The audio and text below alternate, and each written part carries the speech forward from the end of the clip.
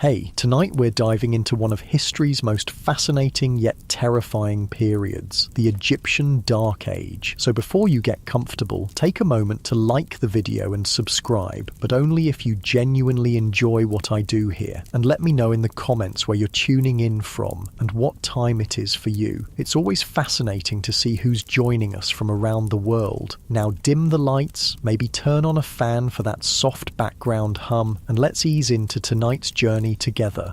Congratulations, you've just woken up in ancient Egypt around 2180 BCE. The magnificent old kingdom, with its towering pyramids and powerful pharaohs, has fallen into disarray. You've arrived at the beginning of what scholars would later call the First Intermediate Period, a time of chaos, starvation, and a complete breakdown of the centralized power that once made Egypt the greatest civilization on Earth. The good news? The breathtaking pyramids of Giza still stand in all their glory, silent witnesses to a golden age that just slipped away. The bad news? You're about to discover why most people, including you, wouldn't survive what's coming next. As you rub the sleep from your eyes and step outside your mud brick home on this fateful morning, something immediately feels different. The air hangs heavy with tension, and people scurry through the narrow streets with worried expressions. Rumours swirl through the village like windblown sand. The mighty Pharaoh Pepi II has died after an incredibly long reign of possibly 90 years, and the central government is crumbling faster than stale bread. You've awakened in a land that's about to be torn apart by power struggles, environmental catastrophe, and the complete dissolution of the social order that held Egyptian civilization together for over 500 years. They say the Nile hasn't flooded properly for 3 years now, whispers a woman carrying a clay jar of water. The royal granaries are almost empty. In ancient Egypt, the annual flooding of the Nile River was everything. It wasn't just important, it was life itself. The floodwaters would spill over the riverbanks, depositing a layer of rich, dark silt that made the surrounding fields incredibly fertile. Without this yearly miracle, crops failed and people starved, and unfortunately for you, you've arrived at exactly the moment when this reliable cycle has become devastatingly unpredictable. The sacred connection between Pharaoh and the gods appears to be broken, and the consequences are dire. For as long as anyone can remember, the Egyptian people believed their king maintained Ma'at, the cosmic order and balance of the universe. The Pharaoh was quite literally responsible for making sure the sun rose each morning and the Nile flooded each year. Now, with weak leadership and succession problems following the death of Pepi II, the natural order appears to be collapsing. As you walk toward the village centre, your empty stomach reminds you that breakfast today will be meagre, perhaps just a small piece of bread, if you're lucky. Food is becoming scarce as fields lie parched and cracked under the merciless sun. What was once the breadbasket of the ancient world is slowly transforming into a land where hunger rules. Did you hear what happened in the village across the river? A thin man asks another as they pass by. They say people there are eating their own children.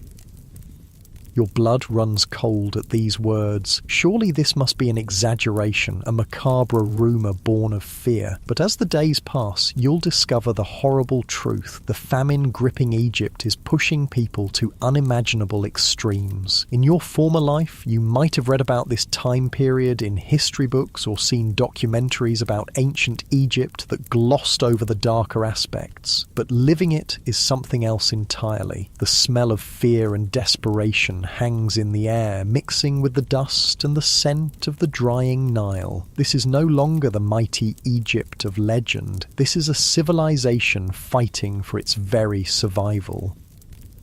As you continue walking, you notice something else. The local temple, once immaculately maintained, shows signs of neglect. Without strong central authority, resources for religious observances have dwindled. The priests appear thinner, their once pristine white linen robes now dull and worn. The sacred rituals that were believed to maintain cosmic harmony are being performed less frequently or with less care. You've stepped into a world where the divine order that governed everything is unraveling thread by thread. In the distance, you spot a group of men arguing heatedly. They're discussing the rise of the local governor, or nomarch as Egyptians call them. With the central government weakening, these provincial leaders are claiming more power for themselves. Some are even declaring independence from Memphis, the traditional capital. Ankh-Tophi is the only one who can protect us now, says one man firmly. He's promised grain to anyone who pledges loyalty to him instead of the so-called king.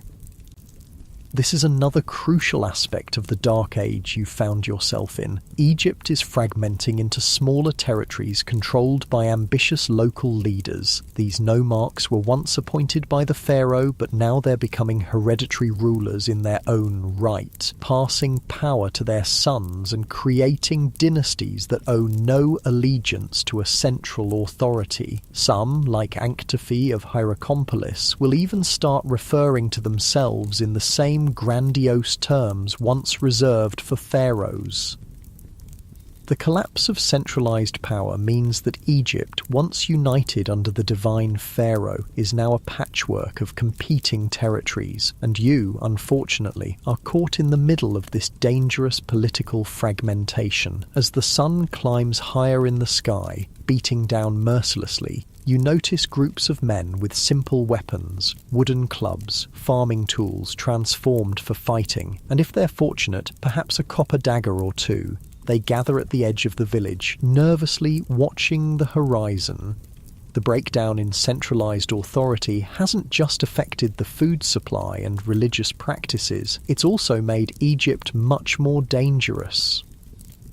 The neighbouring nome raided the village downriver last night, explains an older man when he notices your questioning gaze. Took what little grain they had stored. We fear we might be next. Without the pharaoh's army maintaining peace throughout the land, village is turning against village, nome against nome, as people grow increasingly desperate for resources. The once stable society is dissolving into conflict and banditry. Survival now depends not just on having enough food and water, but on being able to defend what little you have from those who would take it by force.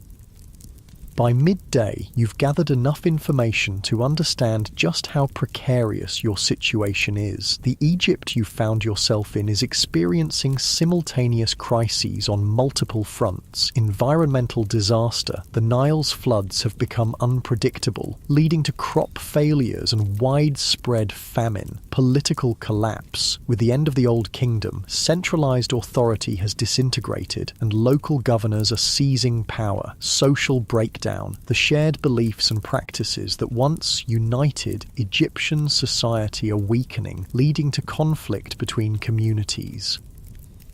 Religious uncertainty. As the pharaoh's divine connection appears broken, people are turning to magic and local deities for protection. As the reality of your situation sinks in, you realize that surviving in this dark age will require resources, connections, and skills that you don't yet possess.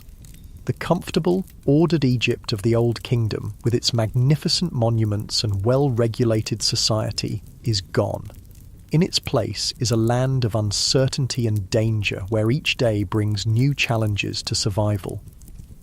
You decide your best chance is to seek employment with one of the local families that still has resources, perhaps as a field worker if you have a strong back, or as a household servant if you have other skills to offer. Having a patron in these dangerous times might mean the difference between life and death. As you approach a larger dwelling near the centre of the village, you notice something that gives you pause. Small clay figurines with human features placed near the entrance. These crude objects are a sign of how Egyptians are turning to magic for protection in these uncertain times. During the First Intermediate Period, personal magic and superstition became much more prominent as people sought ways to control their increasingly chaotic world. "Don't touch those," warns a woman who notices your interest. there for protection against evil spirits and enemies. The mistress had them made by the wise woman at the edge of the village. These figurines, are sometimes inscribed with the names of enemies or threats, then ritually destroyed to neutralize the danger through sympathetic magic. As the state religion loses some of its hold, these personal magical practices are becoming more common. People are taking spiritual matters into their own hands rather than relying solely on the elaborate temple rituals of the past. You're invited inside the house where the owner, a local merchant who trades what little surplus the village produces, questions you about your skills and background. As you speak, a commotion outside draws everyone's attention. A group of men has arrived, dusty from travel, bearing news. The nomarch of Thebes is gathering an army, announces their leader. He claims he will reunite the two lands and restore Mayat. He's calling for all able men to join him. This is your first encounter with the forces that will eventually end the Dark Age. The nomarchs of Thebes, particularly those named Intef and later Mentuhotep, will gradually extend their control, fighting against rival powers until Egypt is once again unified under a single ruler. But that process will take decades and involve considerable bloodshed and suffering. For now, the announcement causes debate among the villagers. Some see the Theban nomarch as a potential saviour who might restore order and prosperity. Others fear being drawn into conflicts that don't concern them, preferring to focus on immediate survival. Better to stay here and guard what little we have, argues one man. These power-hungry nomarchs care nothing for common people like us. As the debate continues, you notice a small group of people preparing to leave the village entirely. They're gathering meagre possessions and speaking in hushed tones. "We're heading north," explains one when you inquire. "My cousin says there's still food in the delta, where the river splits into many branches. The nomarch there is strong and keeps order." This migration is another feature of the first intermediate period. People moving in search of safety and sustenance, sometimes abandoning ancestral villages that had been occupied for generations. The population is shifting as Egyptians seek places where they might survive the overlapping crises. As evening approaches, you're offered a place to sleep in the merchant's household in exchange for help with various tasks. You've secured temporary shelter, but your future remains deeply uncertain. The merchant explains that his own stores are dwindling, and he may not be able to support extra mouths for long. That night, as you lie on a simple reed mat in the corner of a storage room, you listen to the sounds of a village on edge. Dogs bark at real or imagined threats. Hushed conversations continue late into the night, and occasionally you hear the distant wail of someone mourning a loss, perhaps another victim of hunger or violence. This is your new reality. You've awakened in ancient Egypt's darkest hour, when all the structures and beliefs that made it great are being tested to their limits. But humans are nothing if not adaptable, and tomorrow you'll begin learning the skills and making the connections that might allow you to survive. As you drift towards sleep, your last thought is of the pyramids standing silently in the distance, monuments to a golden age that now seems as remote as the stars. Egypt has fallen before, but it will rise again. The question is whether you'll live to see its rebirth. The whispers of the village fade as exhaustion finally overtakes your worried mind. Tomorrow will bring new challenges in this harsh new world you must navigate. For now, sleep offers temporary escape from the reality of Egypt's Dark Age, a time when the very foundations of one of history's greatest civilizations seemed to crumble like sand through desperate fingers. You're just about to surrender to sleep when you hear a sound that makes your blood freeze. Distant shouts, the barking of dogs growing more frantic, and what might be the glow of torches on the horizon. It seems the fears of a raid were well founded, and your first night in ancient Egypt's Dark Age might prove even more dangerous than you imagined. Tomorrow, if you survive the night, you'll need to learn quickly how to navigate this shattered world. The powerful structures of pharaonic authority that once maintained order have crumbled, and in their place are rising new local powers, the nomarchs, who rule through a combination of military might, control of dwindling resources, and claims to religious authority. For now, though, the immediate threat demands attention. The merchant's household stirs as the alarm spreads through the village. Men grab improvised weapons while women gather children and valuables. You'll soon face your first test in this brutal new reality. The once mighty Egypt that built the pyramids and conquered neighbouring lands is now a place where villages raid each other for food and where survival depends on one's wit, strength, and luck. The old Egyptian prayer to the gods takes on new urgency in your mind. May you grant me life, prosperity, and health. In the dark age you've awakened to, none of these can be taken for granted. Sleep will have to wait. The Egyptian Dark Age waits for no one, and your journey of survival has only just begun. The raid approaching your village is just the first of many challenges you'll face in this broken land if you manage to survive the night. The warning cries grow louder as you scramble to your feet, heart pounding in your chest. The merchant's household erupts into frantic activity, children crying, women gathering essential belongings, men rushing to defend their homes. Outside, the night sky glows orange with approaching torches. "They're coming from the east," shouts a man at the doorway. "At least 20 of them." The merchant, whose name you've learned is Senbi, thrusts a wooden staff into your hands. "Can you fight?" he asks, his eyes betraying his own fear. Before you can answer, a horn sounds from the village centre, 3 long, mournful notes that seem to hang in the air. It's a signal of some kind, and immediately the chaotic movements of the villagers become more purposeful. They've faced this threat before, you realise. This is not the first raid they've endured in these difficult times. "Follow me," Senbi commands. "We're going to the headman's compound. It's the strongest building in the village." As you hurry through the darkened streets, clutching your improvised weapon, you see families streaming toward the same destination, a larger mud brick structure with walls substantially thicker than the surrounding homes. In better times, it would have served as the administrative centre where the village headman collected taxes for the distant pharaoh. Now it's become a fortress of last resort. Once inside, you witness an impressive display of community organisation. Despite the fear evident on every face, people move with purpose. Men take positions along the walls, armed with whatever implements they could grab. Farming tools, wooden clubs, a few precious metal spears. Women organise the children in the central courtyard, some preparing bandages from strips of linen, others readying water jars.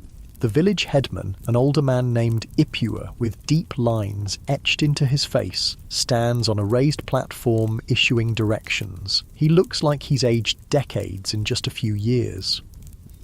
"Remember, we have little worth stealing," he tells the assembled villagers, his voice steady despite the circumstances. "They want our grain stores. Protect the storage rooms at all costs. Without that grain, we won't survive until the next harvest, if there even is one." A younger man rushes to Ipua's side, whispering urgently in his ear. The headman's face darkens further. "I've just received word," he announces. "These aren't raiders from the neighbouring nome as we feared. These are deserters from the royal army, or what's left of it." This news sends a ripple of even greater fear through the assembled villagers. The royal army, once the pharaoh's disciplined force that maintained order throughout Egypt, has begun to disintegrate without strong central leadership. Groups of soldiers, no longer paid or provisioned, have turned to banditry, and these men are trained fighters, far more dangerous than desperate farmers from a nearby village. "They'll have bronze weapons," someone says, voice quavering. Bronze, you know, is far superior to the copper or stone tools that most common Egyptians possess. During the Old Kingdom, bronze was reserved primarily for the royal army and elites. In the chaos of the First Intermediate period, some of these valuable metal weapons have fallen into the hands of those who use them for their own gain. The sound of shouting draws closer. Through gaps in the compound walls, you can see the torches moving steadily toward the village centre. The former soldiers advance with a discipline that confirms the headman's information. These are not disorganised raiders, but trained fighting men. "Listen carefully," Ipuwer says, lowering his voice so that people lean in to hear him. "We have something they don't know about. During the last good harvest, I instructed that some of our grain be hidden in the old tomb on the western ridge. If they take what's in our visible storerooms, they may leave without searching further. This strategic thinking impresses you. The headman has anticipated such attacks and prepared accordingly. Perhaps people in this dark age are more resilient and adaptable than you initially gave them credit for." As the shouting outside grows louder, punctuated by the frightened screams of villagers who didn't make it to the compound, Ipuwer continues with his instructions. "No heroes," he says firmly. "We offer resistance only if they try to enter the compound. Otherwise, let them take what they can find in the outer storehouses. Our priority is survival, not pride." These words reveal how much has changed in Egypt. Once, villages like this would have been protected by the might of the pharaoh's army and the complex administrative system that maintained order throughout the two lands. Now each community must fend for itself, making difficult compromises to survive. Tense minutes pass as you and the others wait in fearful silence. The sounds outside grow louder, shouting, the splintering of wood as doors are broken open, occasional screams. Then comes a pounding on the compound gate. "Open in the name of Pharaoh Neferkar," a voice commands. A bitter laugh escapes from Ipuwer's throat. "Which one?" he mutters under his breath. This seemingly simple question contains volumes about the political reality of Egypt during the First Intermediate period. After the death of Pepi II, a succession of weak rulers, all claiming the name Neferkare, had briefly occupied the throne. The 7th and 8th dynasties saw rapid turnover, with some kings ruling for mere months or even weeks. Now, various local powers all claim legitimacy through different puppet kings, using the pharaoh's name to justify their actions while wielding the real power themselves. The pounding on the gate grows more insistent. "Open, or we burn the compound with everyone inside." Ipuwer gives a subtle nod to two men standing by the gate. Slowly, reluctantly, they lift the wooden bar and pull the gates open just wide enough for a single person to enter. A man steps through, tall, with the muscular build of a trained soldier. He wears a tattered military kilt that might once have been impressive, but now shows the wear of hard travel. Most notably, he carries a bronze-tipped spear, its metal point catching the torchlight with a deadly gleam. "I am Sekhem Kare, once captain in the Royal Guard at Memphis," he announces. His voice carries the authority of someone accustomed to command. "My men and I require provisions for our journey northward." Ipuwer steps forward, showing remarkable courage. "We are a poor village with barely enough to feed ourselves," he says. "The floods have been low these past seasons." Sekhem Kare's lip curls in a sneer. "The same story everywhere. Yet somehow you all continue to live?" He gestures, and more of his men pour through the gate, weapons ready. "Show us your storehouses." What happens next unfolds with a grim inevitability. The villagers, outnumbered and outarmed, can only watch as the soldiers locate the grain storage rooms and begin emptying them systematically. They work with military efficiency, loading sacks onto donkeys brought from elsewhere in the village. Standing in the shadows, you observe the faces of the villagers, a mixture of fear, resignation, and carefully hidden anger. This, you realize, is how people survive in such times, by bending rather than breaking, by sacrificing some resources to preserve others, by living to fight another day. As the soldiers work, Sekhemkare paces the compound, his eyes taking in every detail. He stops before a small shrine in one corner, a humble structure dedicated to Hapi, the god of the Nile flood. "Your offerings are meagre," he observes, gesturing to the tiny bread loaves and small beer jar placed before the god's image. "As you said, these are difficult times," Ipua responds carefully. The soldier laughs, a sound without humour. "The gods have abandoned Egypt, old man. They proved useless when the floods failed and Memphis fell into chaos. Better to rely on bronze and strength than divine favour." This exchange illustrates another profound change in Egyptian society during the First Intermediate Period. The elaborate state religion that had unified the country under the divine pharaoh was weakening its hold. While people still practiced religious rituals, there was a growing disillusionment and a turn toward more practical concerns. Some Egyptians, like these soldiers, had lost faith entirely. Others turned to local gods or magical practices that seemed to offer more immediate protection than the distant cosmic deities.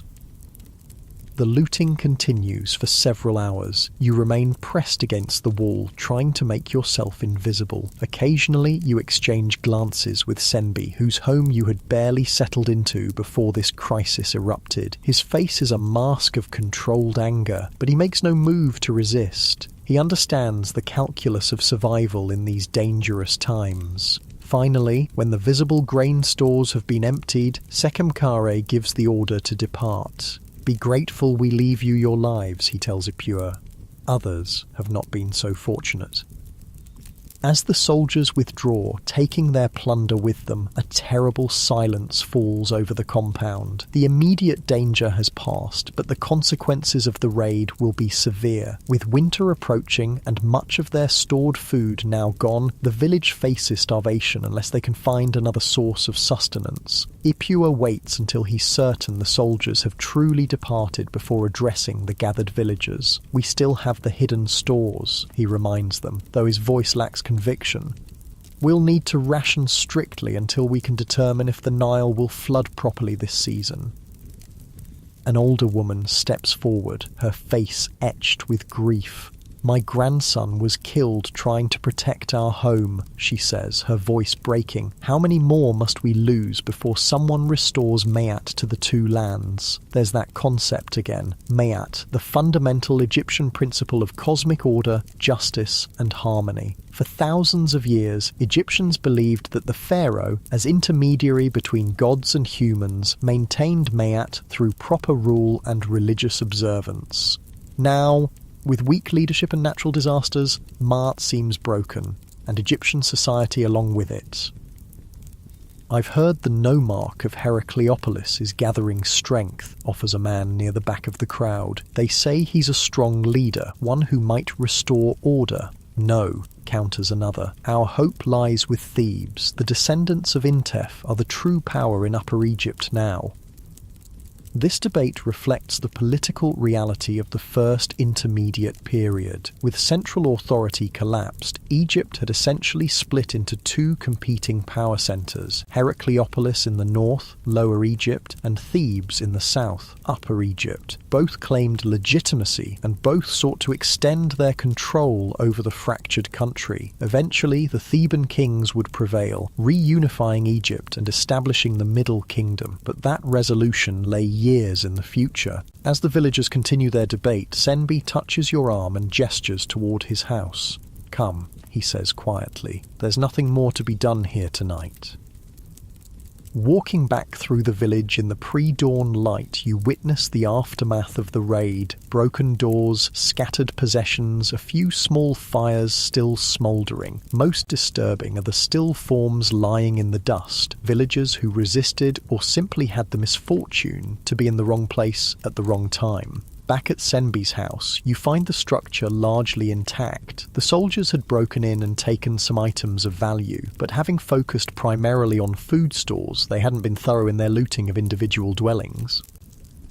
"We were fortunate," Senbi says, though his expression suggests he doesn't feel particularly lucky. "My brother in the village downriver lost everything last month. His home burned, his eldest son killed. As the merchant inspects the damage to his property, you help his wife, Henutson, gather scattered belongings. She works methodically, her movements betraying no panic or despair, only a weary determination that speaks of having endured similar hardships before. We still have grain hidden beneath the sleeping mats," she tells you quietly, "and dried fish wrapped in linen inside the pottery vessel for Hathor. The soldiers never think to look in sacred objects." This practical adaptation to crisis impresses you. Throughout Egypt, ordinary people are finding ways to survive the collapse of the social and political systems they once relied upon. They're becoming more self-sufficient, more resourceful, and in some cases, more ruthless. As the household slowly returns to order, Senbi makes a decision. "I'm going to speak with the village council," he announces. "We cannot simply wait for the next raid. We must seek protection." "From whom?" Henutson asks. "The nomarch of this province hasn't sent his men to collect taxes in 2 floods. I doubt he'll send them to protect us." "Or not our nomarch," Senbi says. "I've heard that Anktifi of Hierakonpolis is extending his influence. They say he protects the villages that acknowledge his authority and that he has grain to distribute when needed. The name Anktifi catches your attention. From your knowledge of this period, you recognize him as one of the most significant figures of the early First Intermediate period, a nomarch who controlled several provinces and left behind an elaborate tomb with inscriptions boasting of his power and generosity during times of famine. An outsider, Henutson sounds skeptical. Can we trust him?" "We trusted the pharaoh and his officials," Senbi replies bitterly. "Where are they now? At least Anktifi has real power in this region. They say he defeated the nomarch of Edfu and now controls both territories." This conversation reveals how loyalty in Egypt has become more pragmatic and localized. For millennia, Egyptians had viewed the pharaoh as a divine figure who united the 2 lands and maintained cosmic order. Now, with that central authority shattered, people are transferring their allegiance to whoever can provide immediate protection and resources. Local strongmen like Anktifi who combine military might with claims of benevolence toward those under their control. By mid-morning, the village is beginning to recover from the night's trauma. Bodies of the dead are prepared for simple burials. The elaborate funerary practices of more prosperous times are no longer possible for most Egyptians. Damage is assessed, remaining food stores inventoried and secured. Life continues, albeit more precariously than before. You help Senbi repair the damaged door to his storeroom, working with mud brick and wooden supports. As you labour, he explains more about the region's political situation. 3 years ago, we still received officials from Memphis, he tells you. They collected taxes in the pharaoh's name and registered the height of the Nile flood. There was order, even if the harvests were becoming less bountiful. Then the messengers stopped coming. We heard rumours of fighting in the capital, of rival claimants to the throne. He pauses, wiping sweat from his brow despite the relatively cool morning air. Some villages continued sending tribute northward, hoping to maintain the old ways.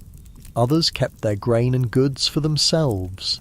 Without the royal army to enforce collection, the entire system fell apart.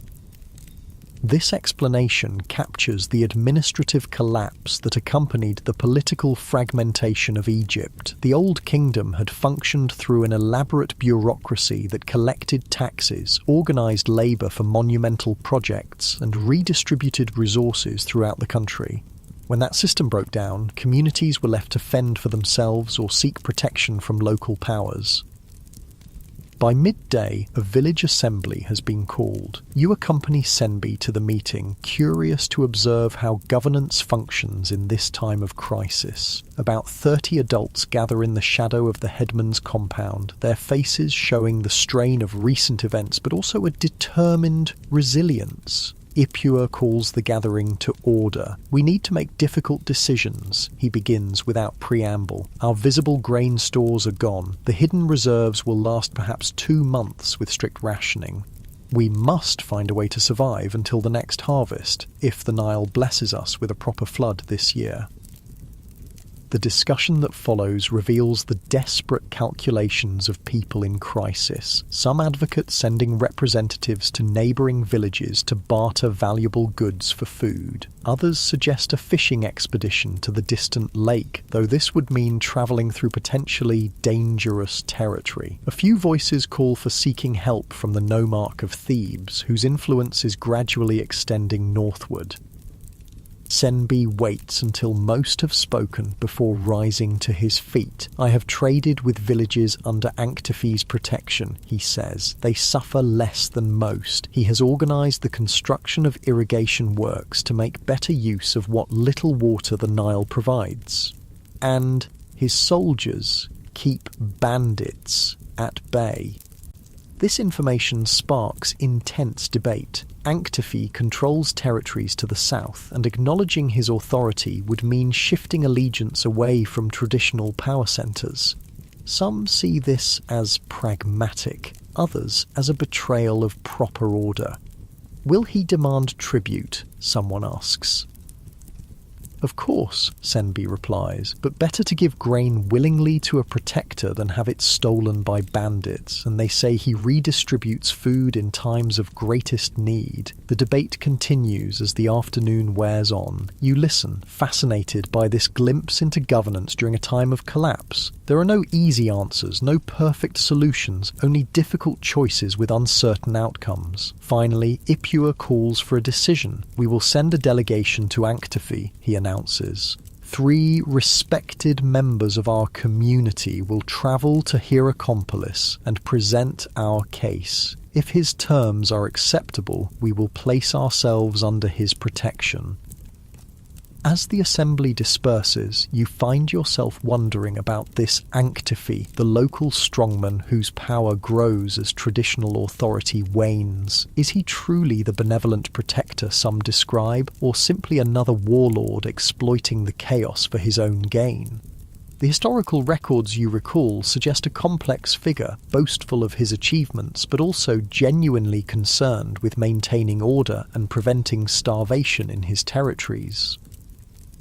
Later, as evening approaches, you sit with Senbi's family for a meagre meal of bread and dried fish, proteins carefully rationed in these difficult times. The household is quieter than the previous evening, each person lost in their own thoughts about the village's precarious situation.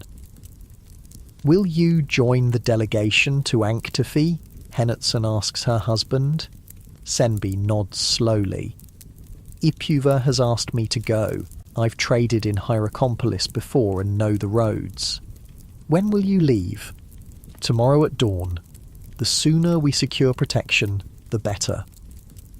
As darkness falls over the village, you help the family prepare for sleep, spreading reed mats and checking that doors and windows are secured. The raid has left everyone on edge, fearful of what the night might bring. Before retiring to your corner of the house, you step outside briefly, gazing up at the stars. They're the same stars that shone over the Egypt of the mighty pharaohs, the same stars that will shine over the eventually reunified Middle Kingdom. But for now, they look down on a fractured land where survival itself has become a daily struggle.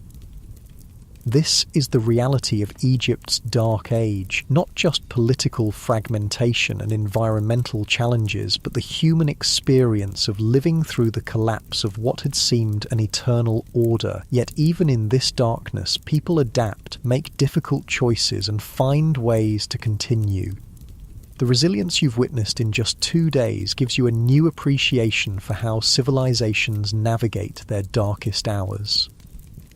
As you prepare to sleep, you wonder what tomorrow will bring in this broken but enduring land along the Nile. The journey to seek Anktefe's protection represents both the desperation of the times and the pragmatic adaptability that might eventually lead Egypt out of its dark age, though that resolution remains years in the future.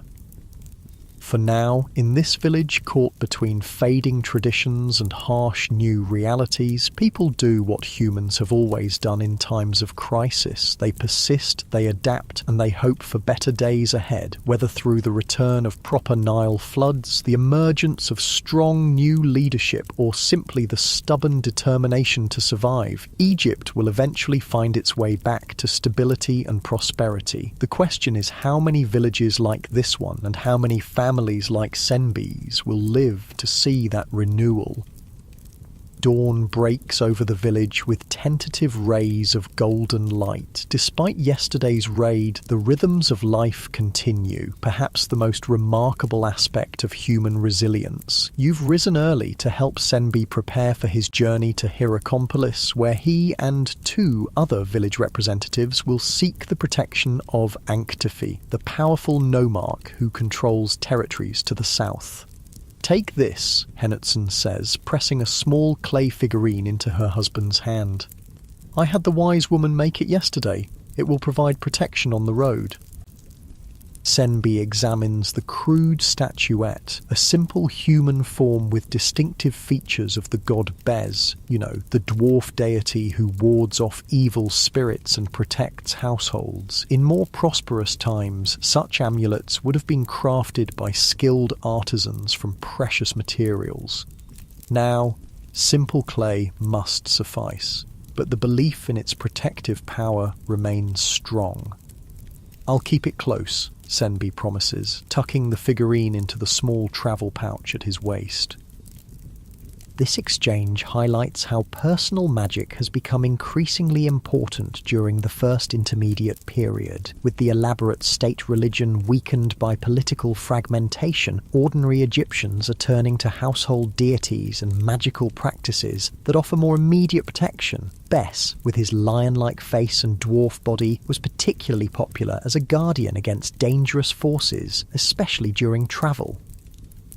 You help Senbi gather his few provisions for the journey: a small loaf of bread, dried fish wrapped in linen, a water skin filled from the village well, and a walking stick that might serve as a weapon if needed. The delegation is travelling light, planning to cover the distance to Hierakonpolis in 2 days of steady walking. The roads aren't what they once were, Senbi explains as he checks his sandals for the journey ahead. During the Old Kingdom, royal officials maintained way stations with fresh water and guards to protect travellers. The pharaoh's peace extended throughout the 2 lands. Now, he shrugs, leaving the current reality unspoken.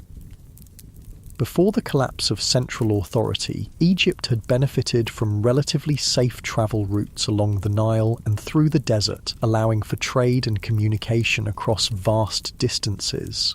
The breakdown of this infrastructure is yet another symptom of the Dark Age that has engulfed the once mighty civilization. As the sun climbs higher, Senbi joins the other delegates at the village edge. Ipua himself has decided to go, along with a craftsman named Senenut, whose skill at negotiation is well regarded. A small crowd has gathered to see them off, offering hushed blessings and wishes for safe return. "What will you do while I'm gone?" Senbi asks you before departing.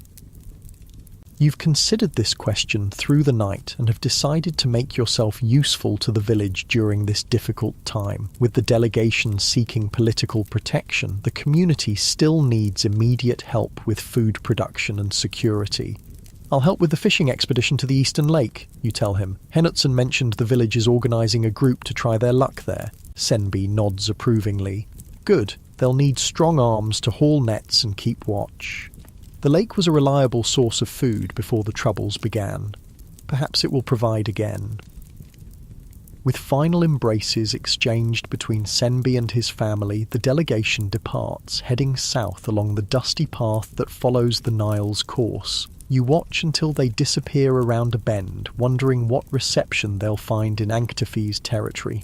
Later that morning, you join a group of 7 villagers preparing for the fishing expedition. The mood is determined but anxious. The lake lies several hours' walk from the village, in an area that has become less secure as central authority has diminished. Still, the potential reward of fresh fish to supplement dwindling grain supplies makes the risk worthwhile. The fishing party consists mostly of younger men, though two older fishermen with extensive knowledge of the lake's patterns are providing guidance. You're given a net to carry and a sharpened stick that serves as both walking staff and spear. Stay together and keep your eyes open, instructs Renef, the eldest of the fishermen. His weathered face speaks of decades spent under the Egyptian sun. We'll be passing through territory that no one truly controls now. That means no one's protection applies. As your group sets out, heading east away from the Nile, you can't help but notice how the landscape has changed from what must have been its appearance during more prosperous times. Fields that should be lush with barley and emmer wheat show signs of neglect. Irrigation channels partially collapsed, soil dried and cracked. Occasionally you pass abandoned homesteads, their mud brick walls already returning to the earth from which they were formed. That farm belonged to Khagemni's family for 3 generations, Renef tells you, pointing to a particularly forlorn collection of structures. When the floods failed 2 seasons in a row, they moved north seeking better land, never returned. This pattern of internal migration is another feature of the First Intermediate Period. As environmental conditions deteriorated in some areas, populations shifted, leading to abandoned settlements in some regions and increased pressure on resources in others. The relatively stable settlement patterns of the Old Kingdom had given way to a more fluid and uncertain geography. As the morning progresses into afternoon, your group maintains a brisk pace, speaking little to conserve energy in the growing heat. The landscape gradually transitions from fields to more marginal land, scrubby vegetation and occasional acacia trees that can survive with minimal water. In the distance, you can make out the shimmer of the lake, though it appears smaller than the descriptions had led you to expect. The lake has shrunk, confirms Renef, noticing your gaze. In my father's time it extended all the way to that far ridge, now it retreats more each year, another sign that Ma'at is disturbed. Upon reaching the lake's edge, you discover that your group is not alone. A family of 5 has established a temporary camp nearby, a simple shelter of reeds and a small fire around which they sit preparing fish. They watch your approach with obvious wariness, the father rising to his feet with a spear clutched defensively. Renef raises his hands to show peaceful intentions. "We come from the village of Hut Herib to fish, nothing more," he calls out. The tension eases somewhat, though the family maintains their distance. "The fishing is poor," the man responds. "We've been here 3 days and barely caught enough to feed ourselves." "You're from downriver?" Renef asks. The man nods. "Our village was raided by soldiers claiming to serve the No-March of the Edfu Nome. We fled with what we could carry." This encounter illustrates the growing refugee crisis as political violence and resource scarcity drive people from their homes. Displaced families like this one survive on the margins, utilising whatever skills and resources they can access. After brief negotiations, an arrangement is reached. Your group will share some of their bread in exchange for information about the best fishing spots currently. It's a small moment of cooperation in an increasingly fragmented society, a reminder that even in dark times, humans can find ways to work together for mutual benefit. The fishing proceeds through the afternoon, though as warned, the catch is disappointing. The lake's receding waters have concentrated the remaining fish, but overall populations seem to have declined dramatically. Still, by sunset, your nets have captured enough to justify the expedition. Not abundance by any measure, but a welcome addition to the village's food stores. You make camp near the lake for the night, planning to return to the village in the morning. As darkness falls, the family of refugees joins your group around the fire, proximity offering security for all in the uncertain night. The children's initial shyness gives way to curiosity, and soon they're listening intently as Renef shares stories of better days. When I was no taller than this spear, the old fisherman begins, the pharaoh Pepi still ruled from his palace at Memphis. Each year when the Nile rose to bless our fields, royal officials would measure the height of the flood using the Nilometer, a special measuring device with markings to show how high the water reached. This determined how much tax each province would pay. The children listen, wide-eyed, to descriptions of a political and social order that collapsed before they were born. For them, the fragmented Egypt of competing nomarchs and local strongmen is the only reality they've known. Is it true the old pharaohs could speak to the gods? Asks one child. Renef nods solemnly. The pharaoh was no ordinary man. He was Horus in living form, the link between our world and the divine realm. Through proper rituals and offerings, he maintained Mayat for all Egypt. Then why did the gods abandon us? The question comes from the refugee father, his voice carrying a sharp edge of bitterness. An uncomfortable silence falls over the group. It's the question that haunts all of Egypt during this dark age. Why has the cosmic order broken down? Why have the reliable patterns of nature and society seemingly collapsed? In the Old Kingdom, the pharaoh's divine connection was believed to ensure prosperity and stability. Now, that certainty has been shattered.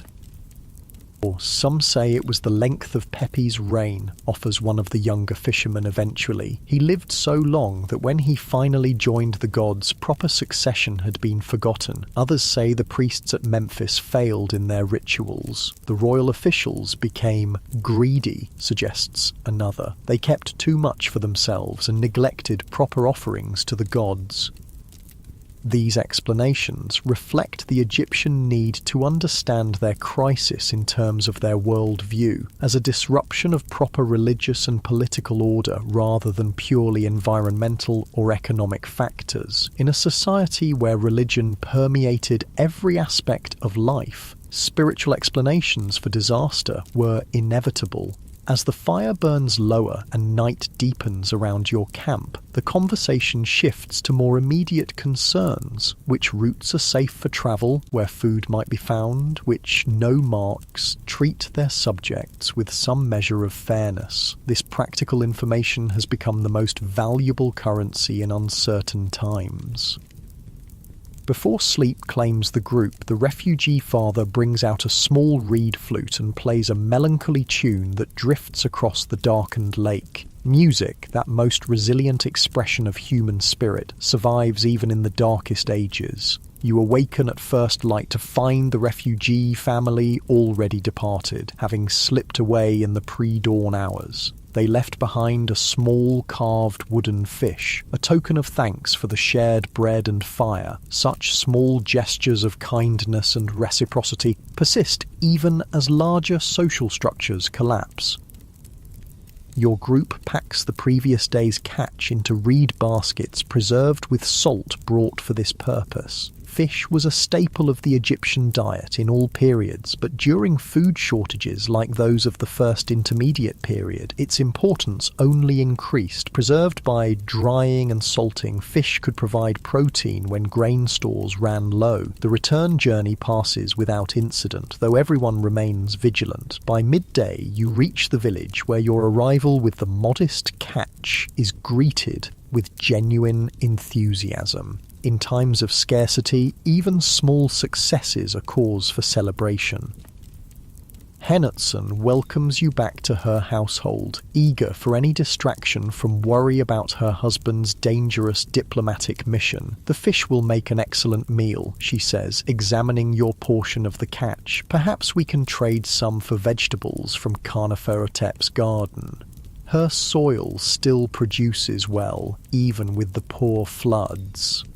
This casual comment highlights another adaptation to the crisis: increased local trade and resource sharing within communities.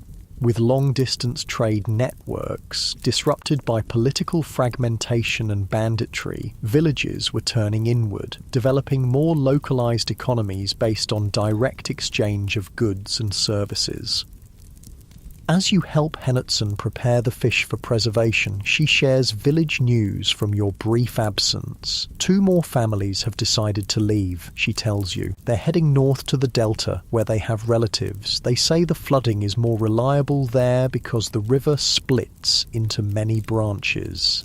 This ongoing fragmentation of communities represents another social cost of the first intermediate period. Extended families and village groups that had maintained cohesion for generations were now scattering, seeking survival in different directions.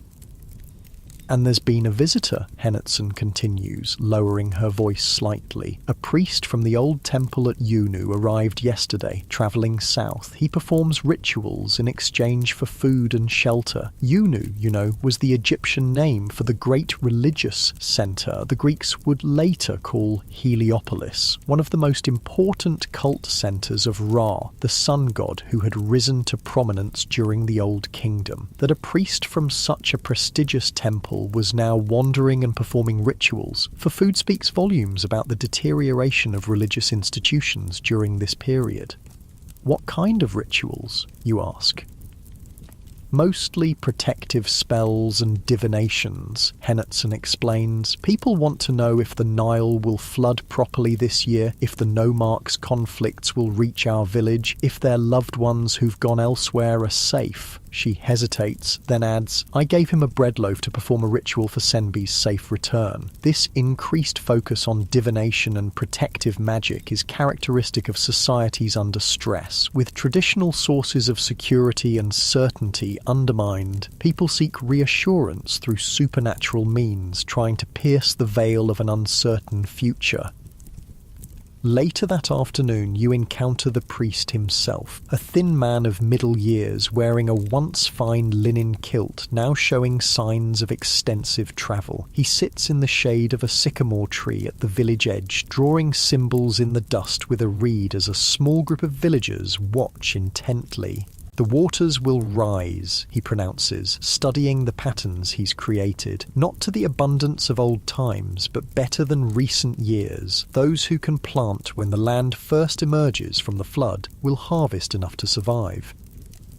His audience receives this prediction with visible relief. In agricultural societies like ancient Egypt, climate predictability was quite literally a matter of life and death. The annual Nile flood, which had been remarkably consistent for millennia before the first intermediate period, had become erratic, leaving farmers struggling to adapt their planting and harvesting cycles. You join the small crowd, curious about this representative of Egypt's religious establishment. When the divination concludes and people begin to disperse, you approach him directly. You've travelled from Yunu, you ask. The priest studies you with shrewd eyes before responding. Yes, though the temple there is a shadow of what it once was. When the royal offerings ceased, many priests departed. Some of us try to maintain the rituals as best we can, travelling where we're needed. Do you believe the gods have abandoned Egypt? The question escapes before you can consider its boldness. Rather than taking offence, the priest sighs deeply. The gods have not abandoned Egypt. It is Egypt that has abandoned proper worship. When the kingship fractured and the gnomes began fighting amongst themselves, the cosmic balance was disturbed. He gestures toward the western horizon. Ra still crosses the sky in his boat each day. Hapi still brings the flood, though less abundantly. The gods remain. It is order among men that has been lost. This perspective reflects the traditional Egyptian understanding of their world, that human political and religious order mirrored cosmic order, each influencing the other. The upheaval in Egyptian society wasn't simply a political or environmental crisis, but a cosmic one. Can order be restored, you ask?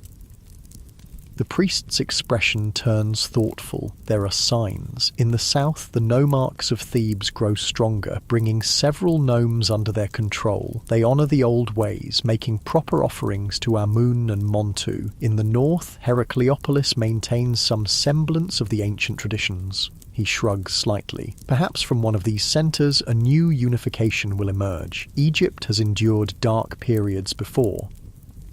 This conversation offers a glimpse of hope that even in the midst of fragmentation and crisis, the seeds of renewal are being planted. Historical hindsight tells you the priest's cautious optimism is warranted. The Theban nomarchs he mentions will indeed eventually reunify Egypt, establishing the Middle Kingdom and restoring centralized authority, though that resolution remains years in the future from your current moment. As evening approaches, the village gathers for a communal meal where the day's fish catch is shared along with bread and vegetables. Despite shortage, the principle of communal eating remains important, another thread of cultural continuity connecting this troubled time to Egypt's more prosperous past. The conversation around the cooking fires centers on the delegation to Anktefi and what terms he might offer for his protection. Opinions are divided, reflecting deeper uncertainties about identity and allegiance in this fragmented era. My grandfather would never have considered pledging loyalty to a nomarch from another province, says an older man bitterly. In his day, all respected the pharaoh's authority, from the cataracts to the Great Green Sea. Your grandfather didn't watch his children starve while soldiers took what little grain remained, counters a woman sharply. Anktefi keeps order in his territories and ensures food is distributed in times of famine. What does it matter which nome he comes from if he maintains Mawat in his realm? This debate captures a fundamental tension of the first intermediate period between traditional conceptions of political legitimacy based on divine kingship and more pragmatic concerns about security and survival. The old certainties have been shattered, forcing Egyptians to reconsider fundamental aspects of their social and political organization. As you listen to the villagers debate their future, you find yourself reflecting on the remarkable adaptability of human societies even in times of severe stress. The Egypt you've encountered is undeniably in crisis, its political unity shattered, its economic systems disrupted, its religious certainties questioned. Yet people continue to find ways to survive, to maintain some semblance of community, to forge new arrangements in the face of changing realities. Night falls over the village, stars appearing in a sky that has witnessed the rise and fall of Egypt's fortunes across millennia. Tomorrow will bring new challenges in this dark age, perhaps news from the delegation to Anktefi, perhaps another raid, perhaps simply the ongoing struggle to find sufficient food. But tonight, in the flickering light of cooking fires, with the gentle sounds of conversation and occasional laughter rising into the evening air, there are still moments of connection and comfort, even in the shadow of collapse. The resilience you've witnessed gives context to what you know from historical perspective, that Egypt will emerge from this dark age, will reunify and rebuild, will reclaim its place as one of the ancient world's great powers. The path to that renewal is being laid even now, in small decisions and adaptations that might seem insignificant in isolation but collectively chart a course through crisis toward eventual recovery.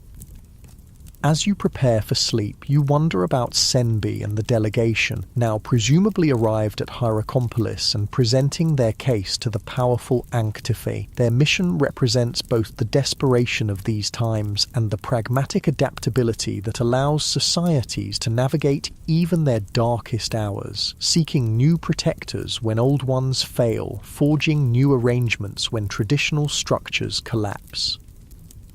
Tomorrow will bring its own challenges in this broken but enduring land. For now, sleep offers temporary respite from the harsh realities of Egypt's dark age. As your consciousness fades, the last sound you register is the soft singing of a mother to her child, a lullaby perhaps sung for generations along the Nile, another thread of continuity binding past to present and, eventually, to a more stable future yet to dawn.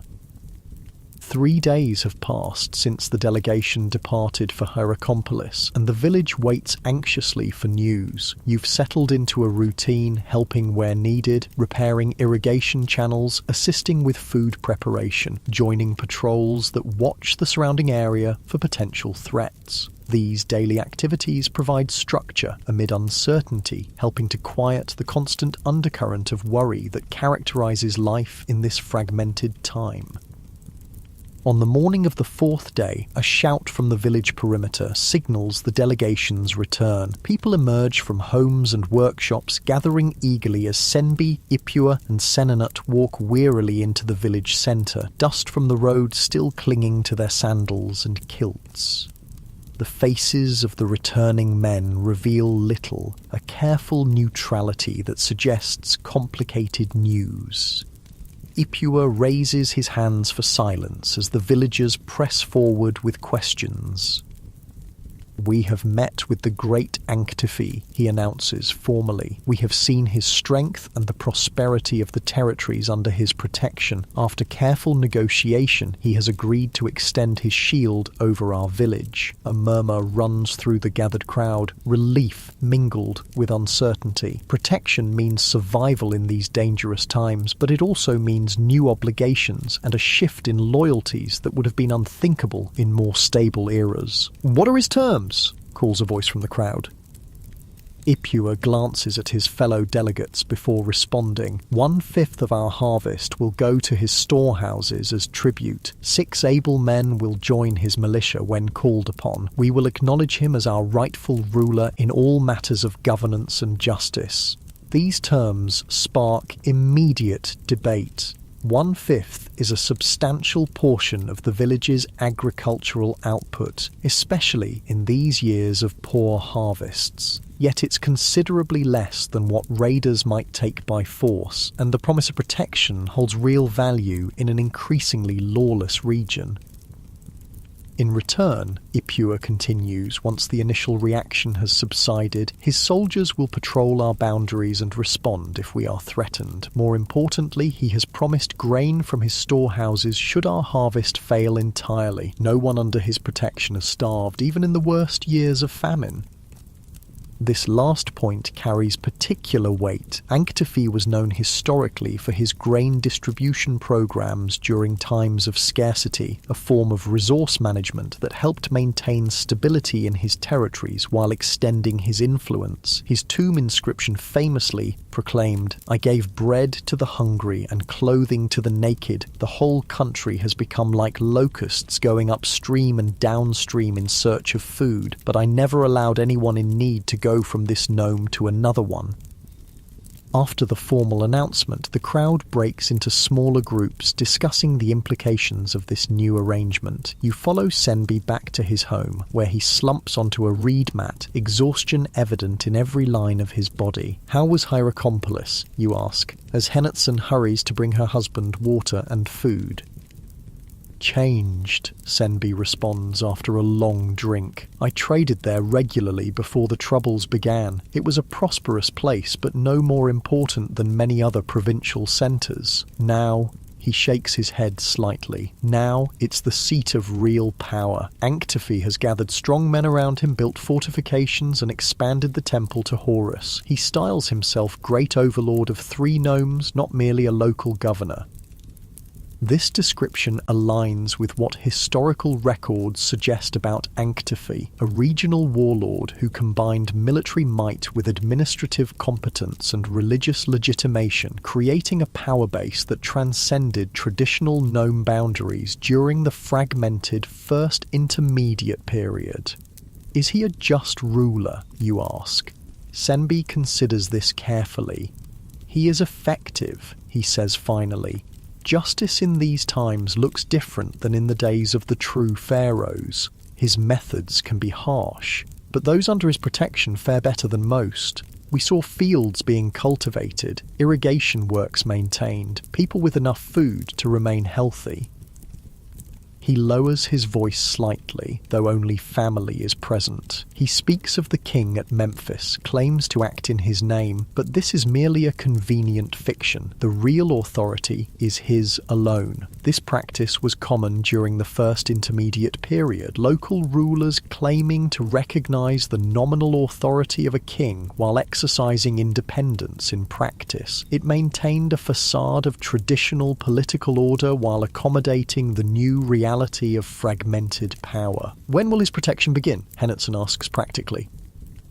His representatives will arrive within 10 days to formalise the arrangement and collect initial tribute, Senbi explains. He expects this season's harvest to be poor, but demands what he considers a fair portion nonetheless. He positions these contributions as necessary for the common defence, not mere taxation. The news of Anctify's protection spreads quickly through the village, and preparations begin immediately. The most presentable food items are set aside for the upcoming tribute. Damaged sections of the village wall are repaired and homes are tidied, all efforts to make a favourable impression on the nomarchy's representatives. Despite the new arrangement's potential benefits, you sense an undercurrent of unease among the villagers. They've traded independence for protection, a bargain born of necessity rather than choice. More fundamentally, this new allegiance represents another step away from the traditional order that defined Egyptian civilization for millennia, the divine kingship that united the two lands under a single legitimate ruler.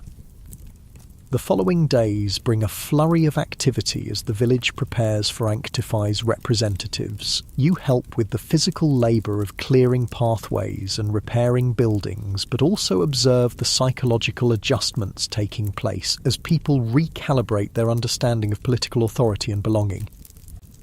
On the evening before the expected arrival, a simple ritual is held in the village shrine, a small mud brick structure dedicated primarily to Hapi, god of the Nile flood, though images of other deities are also present. The village priest, an elderly man who received basic training at a provincial temple in more stable times, offers modest sacrifices of bread, beer, and a single duck. "Great Horus of Hierakonpolis," he intones, "mighty protector whose strong arm shelters the righteous, look favourably upon this village as we enter the domain of your servant Anctify. Grant us prosperity under his governance and protection from all who would do us harm." This prayer reflects an important adaptation in religious practice. By invoking Horus of Hierakonpolis specifically, the priest acknowledges the local deity most associated with Anctify's power base. Religious practice during the First Intermediate Period became more localized, with increased emphasis on regional cults rather than the more universal worship centered on the pharaoh that characterized the Old Kingdom.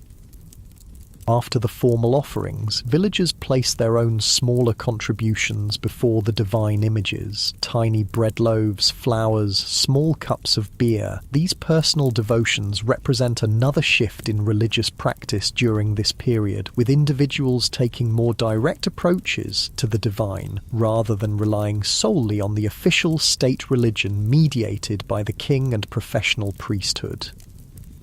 Dawn brings the awaited delegation from Anctify. Unlike the desperate bandits who raided the village days earlier, these men arrive with disciplined formation and purpose. 6 soldiers in leather armour carrying copper-tipped spears, led by a scribe and an official wearing the leopard skin cloak that marks him as having some religious authority. The village council, led by Ipua, meets them formally at the edge of the settlement. You stand with Senbi's household among the gathered onlookers, observing this moment of political transition.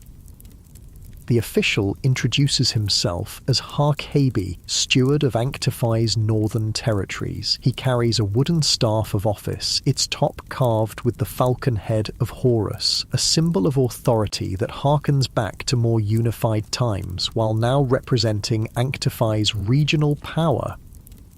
"In the name of the great overlord Anctify, overseer of priests, controller of the 2 southern gnomes and the door of the south, I extend the protection of his strong arm over this village," Harkhabi announces in the formal cadence of official proclamations. What follows is a careful accounting of expectations and obligations, the tribute required, the men to be provided for military service when needed, the acknowledgement of Anctiphes' judicial authority. Each point is recorded by the accompanying scribe on a papyrus scroll. Literacy and administrative record-keeping continuing even in these fragmented times, though now serving regional powers rather than a centralized state. The negotiations proceed with the detailed attention to contractual specifics that characterized Egyptian administrative practice even in periods of political disunity. The amounts of grain, livestock, and goods are precisely specified, with allowances made for poor harvests and provisions for emergency support if needed. The great overlord understands the difficulties of these times, Harkibi states. He does not demand what cannot be provided, but know that his generosity depends upon loyal service. Those who honour their obligations will find protection and support. Those who do not will be taught the cost of disloyalty. The implicit threat behind these words hangs in the air. Anctife, like other regional strongmen of the period, maintained his authority through a combination of protection and intimidation. His tomb inscriptions boast of both his care for those under his governance and his merciless treatment of enemies and oath-breakers. Once the formal agreement is established, the delegation inspects the village thoroughly, assessing fields, counting livestock, examining storehouses. Everything of value is catalogued with administrative precision, establishing a baseline for future tribute collection. You help Senbi present his modest trading goods for assessment, the few items of value he's managed to preserve through the recent difficulties. The scribe records each item methodically, assigning values according to some standardized system that has survived the collapse of central authority. These weights and measures are from Memphis, you observe quietly, noticing the small stone weights the scribe uses to assess some metal items. The old systems remain useful, Senbi responds with a slight shrug. Even in chaos, people need ways to determine fair exchange. The nomarchs may fight amongst themselves, but most maintain the traditional administrative methods. They were effective. This continuity of administrative practice, despite political fragmentation, is an important aspect of how Egyptian civilization maintained cohesion through the Dark Age. The bureaucratic systems developed during the Old Kingdom were sufficiently robust to survive in adapted forms, even as the central authority that created them collapsed. By midday, the assessment is complete and the delegation has collected the initial tribute, modest given the village's straitened circumstances, but symbolically important in establishing the new relationship. Harkibi addresses the assembled villagers one final time before departing.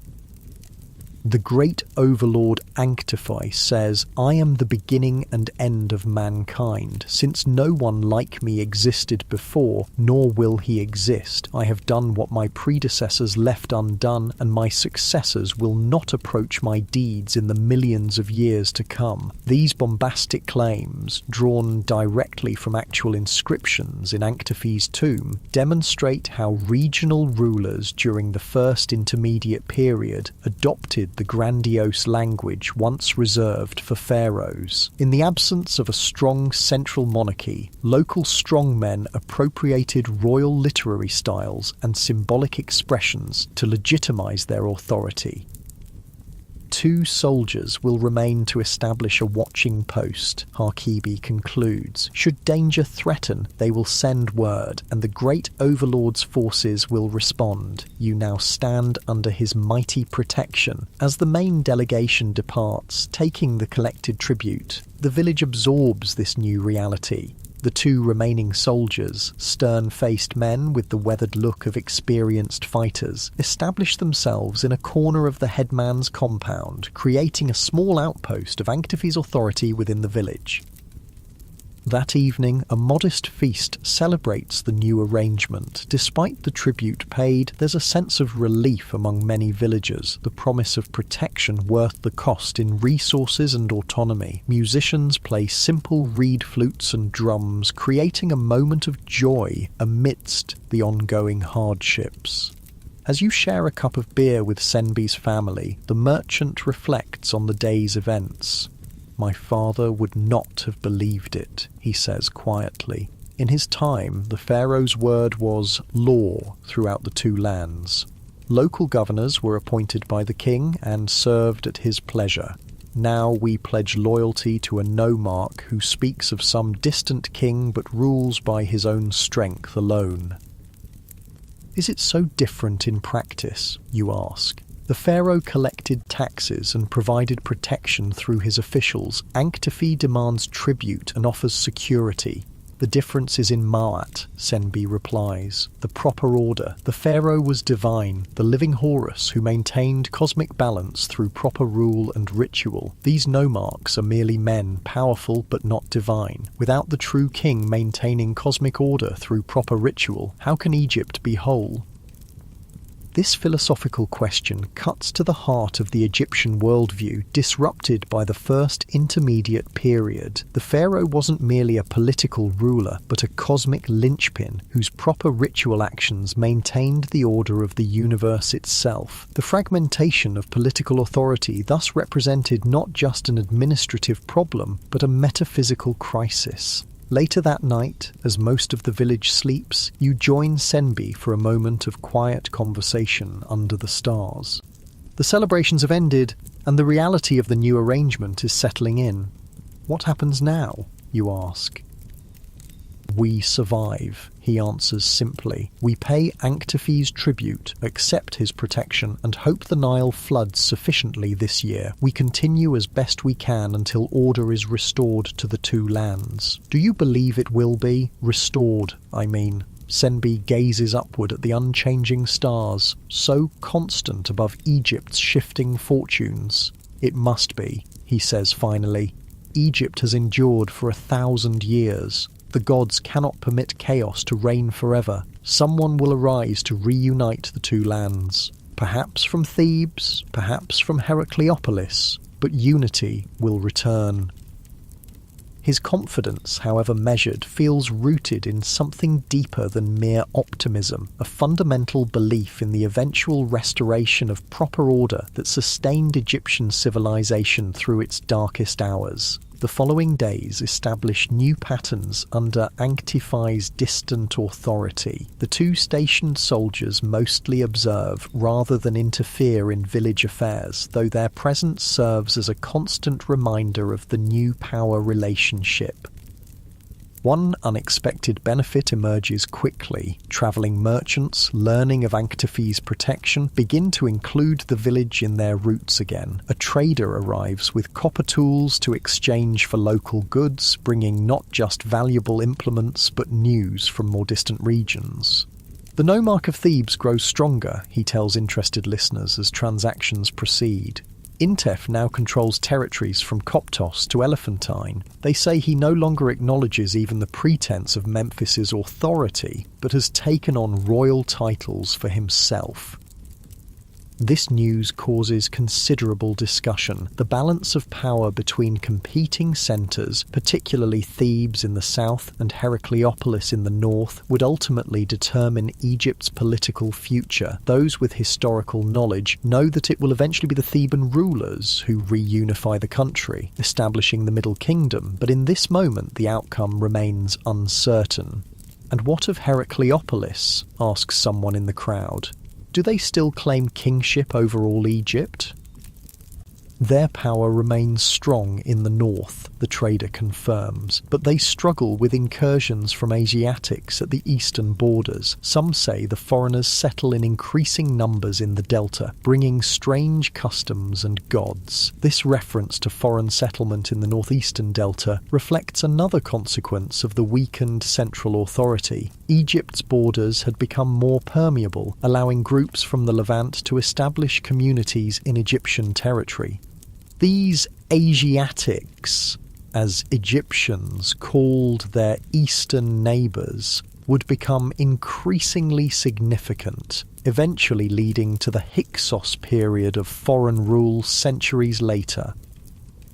As life settles into new rhythms under Anktiphes' protection, you notice subtle changes in the village's spiritual practices. The official religion centred on major deities and the divine kingship hasn't disappeared, but alongside it, household magic and protective rituals have become more prominent. One evening, you observe Henotson carefully placing a small clay figurine beneath the threshold of their home. The crude statue represents Bes, the dwarf deity who protected households, particularly from dangerous forces that might enter during the night.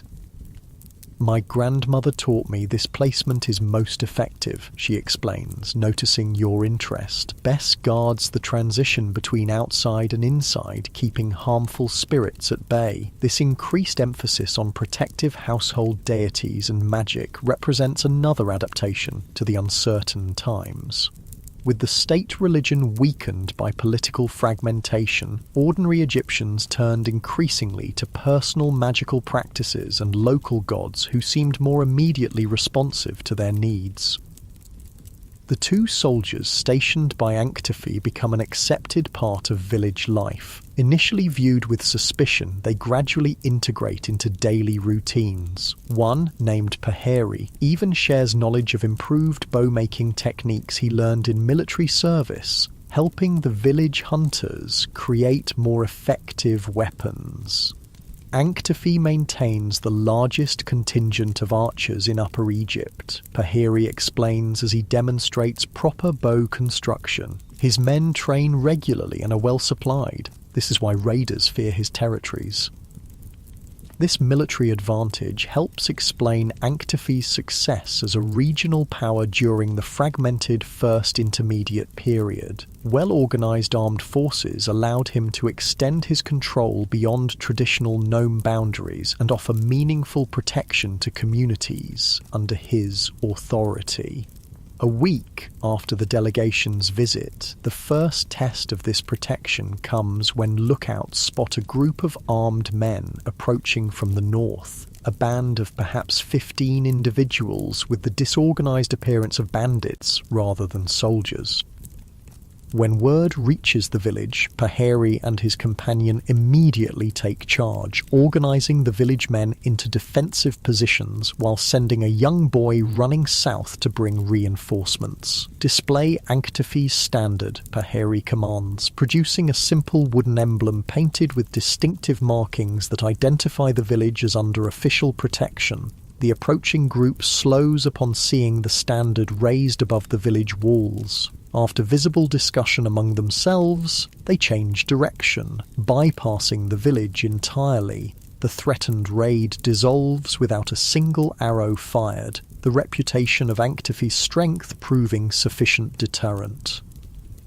"This is why we pay tribute," Senbi observes as the potential threat recedes. "Better grain in Anktiphe's storehouses than blood on our walls." This incident reinforces the pragmatic bargain the village has struck, sacrificing some resources and autonomy for security in an increasingly dangerous world. It's an arrangement born of necessity rather than preference, but in the harsh realities of Egypt's dark age, such compromises have become essential for survival. As another week passes, a more ambiguous development emerges. The stationed soldiers begin conducting a census of young men in the village, evaluating their fitness for military service. This goes beyond the agreed terms, which specified men would be provided only when specifically requested. "The great overlord expands his territories," explains Paheri when questioned by the village council. He requires additional forces to secure new lands and respond to threats from Thebes. This mission creep in Anktiphe's demands reflects the reality of regional powers during the First Intermediate period, their authority often expanding opportunistically when not checked by countervailing forces. What begins as protection can gradually transform into more direct control with increasingly burdensome obligations. Ipua negotiates carefully, neither directly refusing the expanded recruitment nor fully acceding to it. We will present suitable candidates when formal request is made through proper channels, he tells Paheri diplomatically, as specified in our agreement with the Great Overlord. This delicate resistance reflects how local communities maintained some agency, even while under the authority of regional warlords. The relationship was not simply one of dominance and submission, but a negotiated arrangement that required ongoing management from both sides.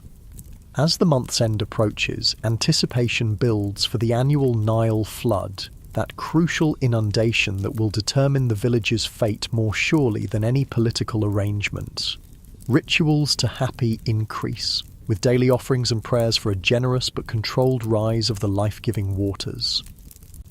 The flood has been weak for 3 successive years, explains the village priest to newer residents. If it fails again this season, even Anktifi's storehouses may not have sufficient grain to prevent widespread famine. This environmental uncertainty formed the backdrop to all political and social developments during the first intermediate period. Climate change affecting Nile flood patterns had undermined the agricultural abundance that supported Egyptian civilization, creating resource scarcity that exacerbated political fragmentation.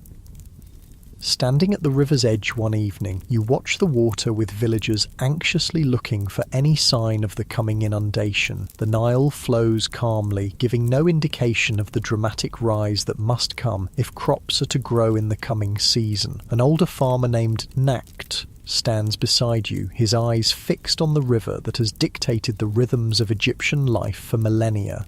I remember floods that rose to the 3rd marking on the Nilometer, he says wistfully. The fields were so rich afterward that the grain grew taller than a man. Now we pray for half that height, and often receive less. Whether from climate change, reduced rainfall in Ethiopia where the Blue Nile originates, or some combination of factors, the reduced flooding had direct consequences for Egyptian society. Agricultural output declined, undermining the economic foundation of the centralized state, and contributing to the political fragmentation that defines this dark age. As you continue your vigil by the river, Nakt suddenly straightens, pointing to something in the water. Look there, floating reeds from upriver, and the water has a different colour. See? More sediment. It begins. Other villagers notice the same subtle signs, and word spreads quickly. The annual flood is coming. Whether it will be sufficient remains to be seen, but the mere fact of its arrival brings hope after months of uncertainty. That night, the village holds an impromptu celebration, offering thanks to Hapi and the other gods who control the life-giving waters. Musicians play, bread and beer are shared, and for a few hours the hardships of Egypt's dark age recede before this reminder of natural cycles that continue despite human political turmoil. You join in the modest festivities, struck by the resilience of these people who find cause for joy even amid ongoing crisis. Their celebration honours not just the coming flood, but the continuity it represents, a connection to countless generations who have witnessed this same miracle along the Nile's banks. As the celebration continues into the night, a messenger arrives from the south, seeking Paheri with urgent news. The soldier reads the message quickly, his expression growing serious before he hurries to find his companion. The festive mood dims as people notice the soldier's rapid consultation and obvious concern. Something has happened, something significant enough to interrupt even this most important annual celebration. Ipua approaches the soldiers, seeking information, then returns to address the increasingly anxious villagers. Word has come from Hierakonpolis, he announces, his voice carrying across the suddenly quiet gathering. Forces from Thebes have crossed into territories claimed by Anktifi. Battle appears imminent. This news lands heavily on the celebration. The conflict between regional powers that had seemed distant now threatens to directly impact the village's newly established security. If Anktafi is defeated, what becomes of his promises of protection? If he prevails but requires more resources for the conflict, will his demands on subject villages increase? As the implications sink in, the celebration gradually resumes, though with a more subdued tone. The coming of the flood remains worthy of gratitude. But this reminder of larger political conflicts tempers the joy with renewed uncertainty. You find yourself wondering, as you watch worried conversations replace celebratory dancing, what this escalation means for the village's future. The messenger mentioned Thebes, the power that historical knowledge tells you will eventually reunify Egypt, ending the first intermediate period and establishing the Middle Kingdom. Are you witnessing the beginning of that process, or simply another inconclusive conflict in a fragmented landscape? These questions remain unanswered as the night deepens. The Nile continues its eternal flow, beginning its life-giving rise toward floodplain fields, while human conflicts play out along its banks. In this moment of overlapping hope and anxiety, natural cycles and human disruption, the complex reality of Egypt's Dark Age is perfectly encapsulated, a civilization in crisis, yet maintaining the cultural continuity and resilience that will eventually enable its renewal. The news of imminent conflict between Anktafi and Theban forces spreads through the village like wildfire, dampening the celebration of the coming flood. By morning, Paheri and his fellow soldier have departed south, summoned to join Anktafi's main army. Their hasty exit leaves the village in an ambiguous position, still nominally under the nomarch's protection, but without the visible representation of his authority. What happens if Anktafi falls? Asks a worried voice during the village council meeting called to address this new development. The question hangs in the air, giving shape to fears no one had wanted to articulate. We adapt, Ipua responds simply, as we have adapted before. This pragmatic approach reflects how communities navigated the shifting political landscape of the first intermediate period. Survival depended on flexibility, on reading changing power dynamics and adjusting allegiances accordingly. Principle and tradition mattered less than practical outcomes in a world where traditional structures had collapsed. In the days that follow, the Nile continues its gradual rise, the water level climbing steadily up the banks. This natural constant provides reassurance amid political uncertainty. Whatever conflicts rage between human powers, the river follows its ancient rhythms, bringing the silt and water upon which all life in Egypt depends. You help Senbi's household prepare fields for the eventual planting, clearing irrigation channels and repairing water-lifting devices, the shadoofs that will help distribute floodwater efficiently. These practical tasks offer distraction from the ominous news from the south, though conversations inevitably circle back to speculation about the conflict's outcome. If Anktafi defeats the Thebans, his power will grow even greater, Senbi observes as you work together on his small plot of land. His demands may increase accordingly. And if Thebes prevails, you ask? Senbi shrugs slightly. Then perhaps we will pay tribute to Intef instead. The nomarchs rise and fall, but the peasant still works the field, the craftsman still makes pots, the scribe still counts the grain. This perspective captures an essential truth about life during political fragmentation. For ordinary people, the specific power-holding authority often mattered less than the general conditions they created. Peace, predictable taxation, protection from raiders, and support during famine were the practical concerns that defined good governance, regardless of who claimed legitimate rule. A week passes with no definitive news from the south, though rumours abound. Some travellers claim Anktifi has crushed the Theban forces at the border, others that Intef's army has pushed deep into Anktifi's territory. Without official messengers or the established communication networks of more stable times, accurate information travels slowly and unreliably. The Nile continues to rise, reaching what the older farmers judge to be about 2/3 of an ideal flood height. Not the abundance of legendary years, but sufficient to ensure some harvest if properly managed. The practical work of preparing for planting continues alongside anxious monitoring of both the river and the political situation. On the 10th day after the soldiers' departure, a small group of travellers arrives from the south, seeking shelter in the village. They are civilians fleeing the conflict zone, mostly women, children, and the elderly, carrying what few possessions they could manage. The village council meets to consider their request. They come from territories loyal to Anktifi, reports Senenut after speaking with them. Their village was caught between the opposing forces. Both sides demanded support and threatened punishment for aiding the enemy. An impossible position, Ipuwer acknowledges. What choice did they have but to flee? This dilemma, trapped between competing powers each demanding exclusive loyalty, was common for communities in contested regions during the first intermediate period. Without clear authority or established boundaries, local populations often suffered regardless of which side they supported. The council debates briefly before agreeing to shelter the refugees. Though resources are already stretched thin, space is found in various households, with Senbi taking in an elderly couple and their granddaughter. The new arrivals bring first-hand accounts of the conflict, though these too contain contradictions and uncertainties. Anktifi's forces held the high ground near the shrine of Horus, explains the elderly man Userhet as he shares Senbi's simple evening meal. They have more archers and the disciplined soldiers, but the Thebans have greater numbers and fighting spirit.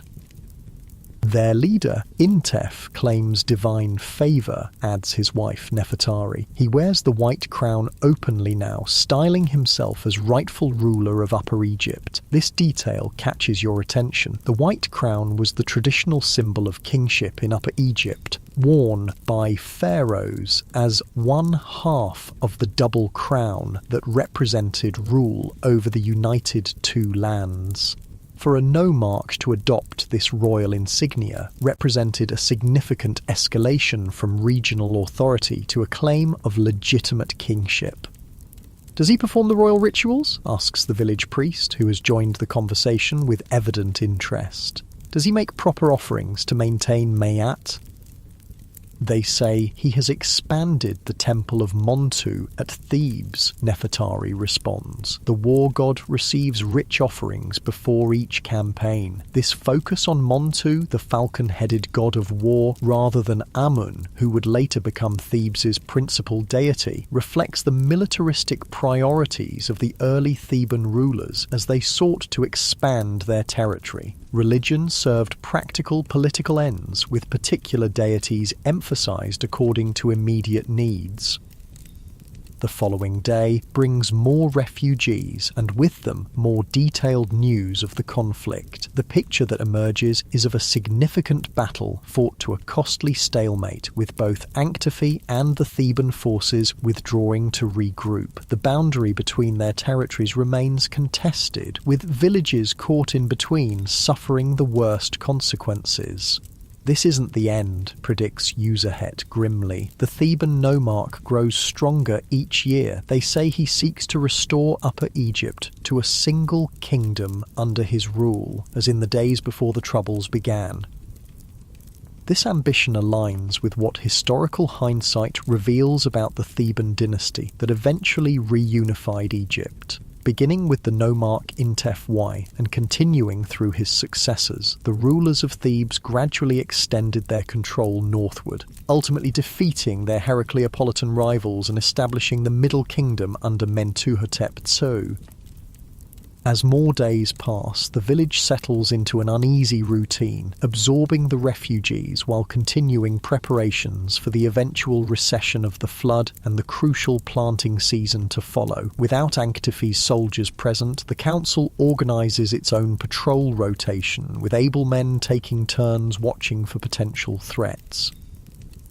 The flood reaches its peak, a modest but adequate inundation that covers most of the cultivable land surrounding the village. Once again, natural cycles provide a counterpoint to human conflicts, a reminder of continuities that transcend political disruptions. For a brief period, the rising waters even offer protection, making the village less accessible to potential raiders.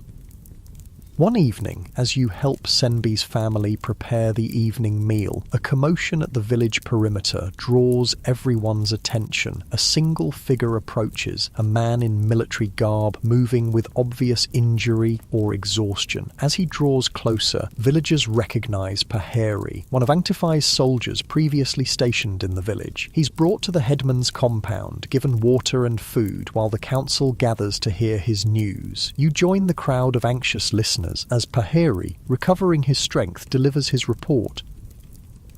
Anktife lives, but his forces have suffered a significant defeat, he begins without preamble. The Thebans employed new tactics, chariots carrying archers who could strike and withdraw before our infantry could engage them effectively. This mention of chariots is historically noteworthy.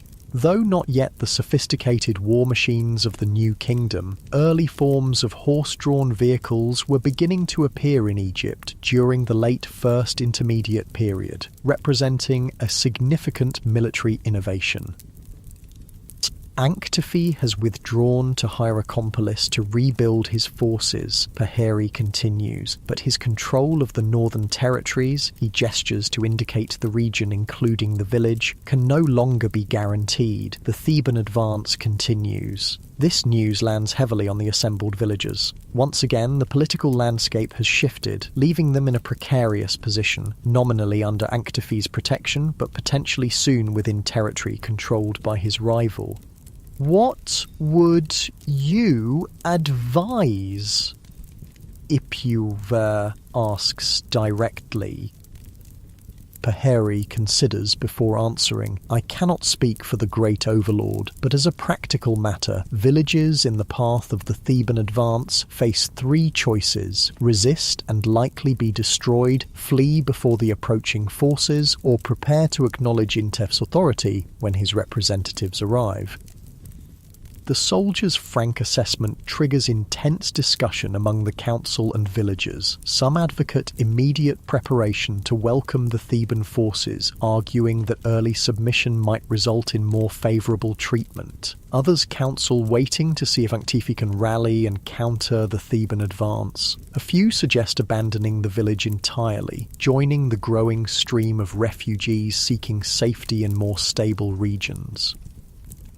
The debate continues through the night, reflecting the impossible calculations communities faced during such power transitions. Historical records rarely capture these local deliberations, focusing instead on the grand movements of armies and rulers, but such moments of collective decision-making were crucial to how ordinary Egyptians navigated their dark age. By morning, the council reaches a measured decision. They will neither openly embrace the Theban advance nor actively resist it. They will continue normal activities, maintain what defences they can, and be prepared to negotiate with whoever arrives claiming authority.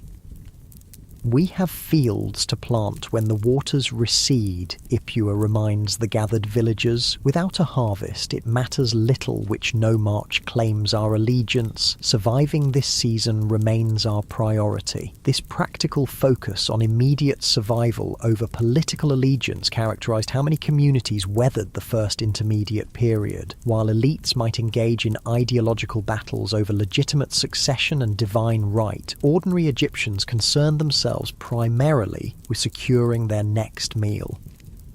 In the weeks that follow, the floodwaters gradually recede, leaving behind the fertile silt that will nourish the coming crops. The timing of planting becomes the village's central preoccupation, temporarily overshadowing even concerns about approaching Theban forces. Fields must be sown at precisely the right moment, when soil remains moist but is no longer waterlogged. You join in this essential labour, working alongside Senbi and other villagers to plant barley and emmer wheat, the staple grains of ancient Egypt. The physical work connects you to countless generations who have performed these same actions along the Nile's banks, a thread of continuity running through even the most disrupted periods of Egyptian history. As planting nears completion, sentries report a substantial force approaching from the south. Not raiders or bandits, but an organised military contingent with the distinctive standards of Thebes prominently displayed. The village council gathers hastily to prepare for the encounter.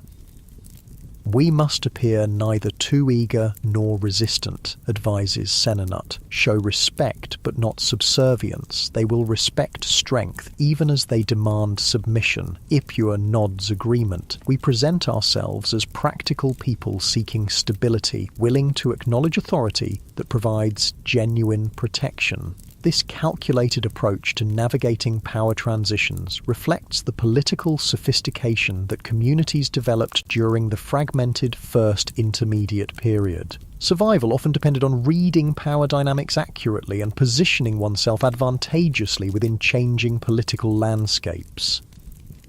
The Theban contingent arrives by mid-afternoon, 30 soldiers led by a military commander and a civil administrator, all bearing the symbols of Intef's authority. The village receives them formally at the central gathering space, with the council presented as legitimate community representatives. The Theban commander, who introduces himself as Mentuhotep, a name that would later be taken by the pharaoh who completes Egypt's reunification, addresses the assembled villagers with directness. The nomarch Intef, who wears the white crown as rightful ruler of Upper Egypt, extends his protection over this region, he announces. Those who acknowledge his authority and provide appropriate tribute will prosper under his governance. Those who resist or maintain loyalty to defeated rivals will face consequences. The language echoes what you heard from Anktife's representatives not long before, the same essential bargain of protection in exchange for resources and loyalty, though now offered by a different power. The political actors change, but the fundamental relationship between rulers and ruled remains consistent. Ipua responds with careful diplomacy, neither rushing to embrace the new authority nor showing defiance. Our village seeks only to cultivate our fields in peace, to honour the gods with proper offerings, and to live under the protection of rightful governance. We have planted our crops and will offer appropriate tribute from the harvest. What follows is a negotiation similar to the one conducted with Anktife's representatives, though the terms now favour the ascendant Theban power. The tribute demanded is higher, reflecting both the village's status as newly incorporated territory and the Theban rulers' need for resources to continue their military campaigns. The divine Intef rebuilds proper order throughout the land, explains the civil administrator as the terms are recorded. This requires resources. Your contribution supports the restoration of Mayat to all Egypt. This framing, connecting local tribute to cosmic restoration, represents how the Theban rulers legitimized their expansion. They positioned themselves not merely as another competing power, but as restorers of the proper order that had been lost with the Old Kingdom's collapse. This religious and ideological dimension distinguished their project from the more straightforward regional control exercised by warlords like Anktife. Before departing, the Theban delegation establishes a more substantial presence than Anktife had maintained. 4 soldiers to remain permanently, a small administrative outpost to be constructed, and regular visits by officials to collect tribute and maintain records.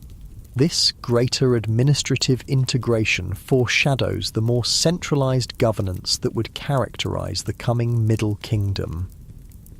As the main contingent departs, the village absorbs yet another political transition. Some view the Theban authority with hope, seeing in their ambitious claims of legitimate kingship the possibility of a return to the stability of united Egypt. Others see merely another regional power making grand pronouncements while extracting resources from communities with little choice but to comply. Meet the new ruler, same as the old ruler, Senbi comments wryly that evening, though these Thebans have grander ambitions and more elaborate justifications for taking our grain. Yet even his cynicism is tempered by cautious hope. Still, if someone must rule, better a power that seeks to restore order throughout the two lands than one content merely to control their corner of a fractured Egypt. This sentiment, a yearning for reunification and restored stability after generations of fragmentation, helps explain how the Theban rulers eventually garnered sufficient support to rebuild a united Egyptian state. They offered not just protection, but a vision of restored cosmic order that resonated with a population weary of chaos. The months that follow bring gradual changes as Theban influence solidifies. Administrative practices become more formal, with written records maintained more consistently. The temple receives greater attention, with official support for rituals that had previously depended on local resources alone. Trade increases as routes become more secure under expanding Theban control. These developments offer a glimpse of the transition from the fragmented First Intermediate period toward the more centralized Middle Kingdom. The process was gradual rather than sudden, with administrative practices and religious institutions rebuilt incrementally as Theban authority expanded northward. By the time the harvest arrives, modest but sufficient thanks to the adequate flood, news from the broader region confirms the Theban ascendancy. Anktephes' power has been broken, with Hierakonpolis now acknowledging Intef's authority. The boundary between Upper and Lower Egypt has shifted northward, with Theban influence extending well beyond traditional boundaries. They say Intef now styles himself not merely as nomarch or even king of Upper Egypt, but as son of Ra. Intef, reports a travelling merchant visiting the village. He performs royal rituals at Abydos, the sacred city of Osiris, claiming the mantle of true kingship. This adoption of full royal titulature and ritual represents another step in the Theban progression from regional power to claimants of legitimate pharaonic authority. By performing ceremonies at Abydos, associated with Osiris and ancient kingship, the Theban rulers connected themselves to Egypt's royal traditions, positioning their rise as restoration rather than usurpation. As autumn deepens, bringing cooler days along the Nile, you find yourself reflecting on the tremendous changes you've witnessed in relatively short time. From the desperate uncertainty of a village caught in the chaotic aftermath of central collapse to the emerging stability under expanding Theban control. One evening, sitting with Senbi's family and their refugee guests, who have now become almost permanent residents, the conversation turns to the future. The elderly Userhet, who has seen more political transitions than most, offers his perspective. "I've witnessed 3 different powers claim authority over my lifetime," he says, his voice carrying the weight of hard-earned wisdom. Each proclaimed themselves the rightful ruler. Each demanded tribute. Each promised protection and prosperity. What makes these Thebans different, I wonder?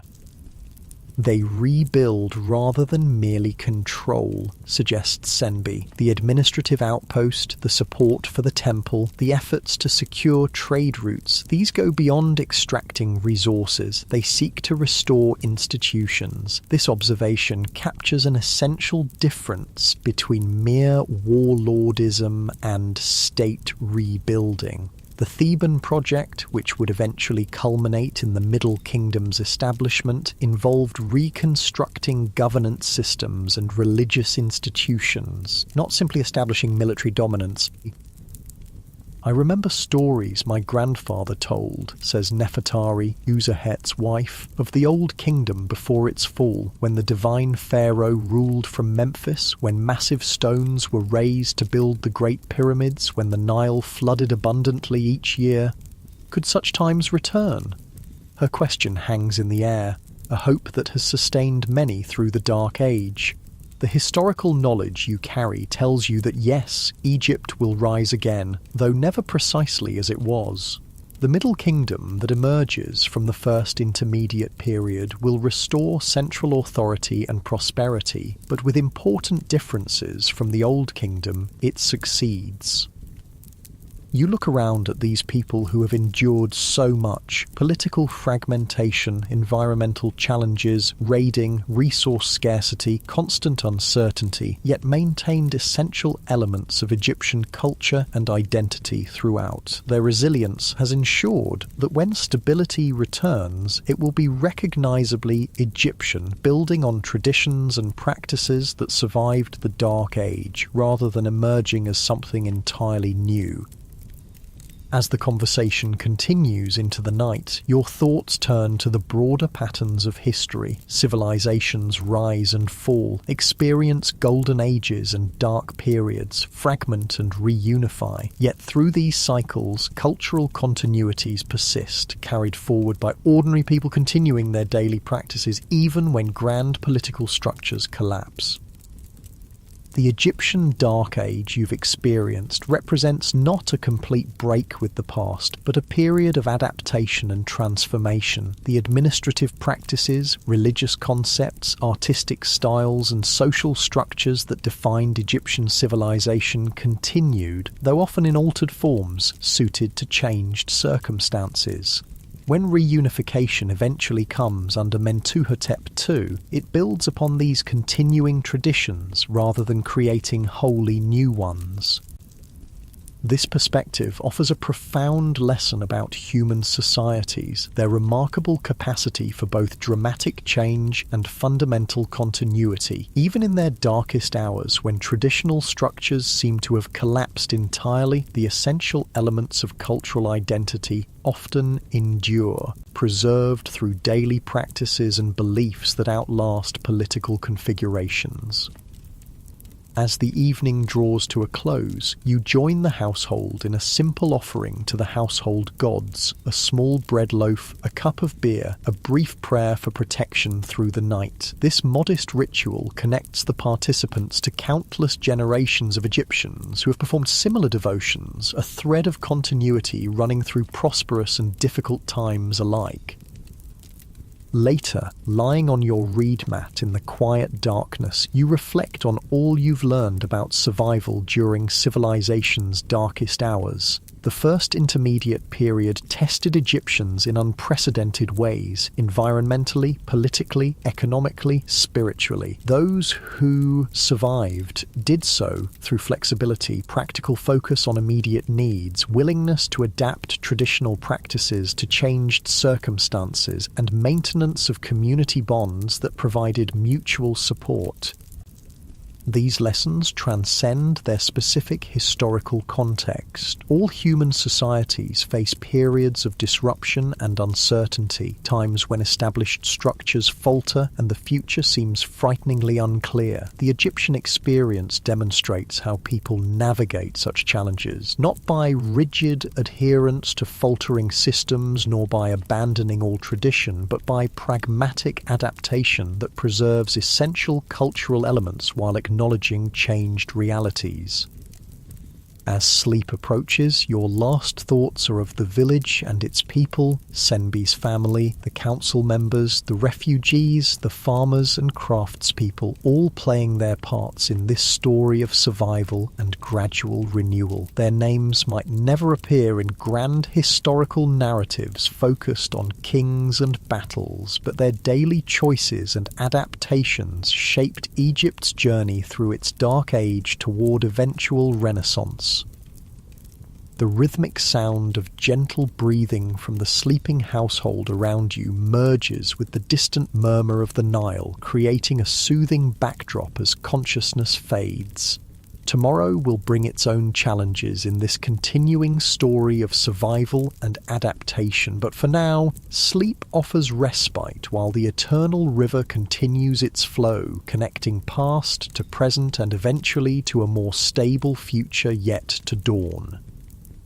Egypt's Dark Age, like all historical periods, eventually passed. The Theban rulers continued their northward expansion until Mentuhotep II finally defeated the Heracleopolitan kingdom around 2055 BCE, reunifying Egypt and establishing the Middle Kingdom. Administrative systems were rebuilt, monumental construction resumed, literature flourished, and trade expanded. The hard-won lessons of the Dark Age, resource management, administrative flexibility, military vigilance, informed the structures of the reunified state, creating a monarchy more responsive to local conditions than its old kingdom predecessor had been. Yet even in more stable times, Egyptians remembered their Dark Age. Literary works from the Middle Kingdom frequently reference the First Intermediate Period as a cautionary tale of what happens when proper order breaks down. The instructions for Merikare, the prophecy of Neferti, and other texts portrayed the period as a time of chaos from which Egypt had been rescued by wise leadership and divine favour.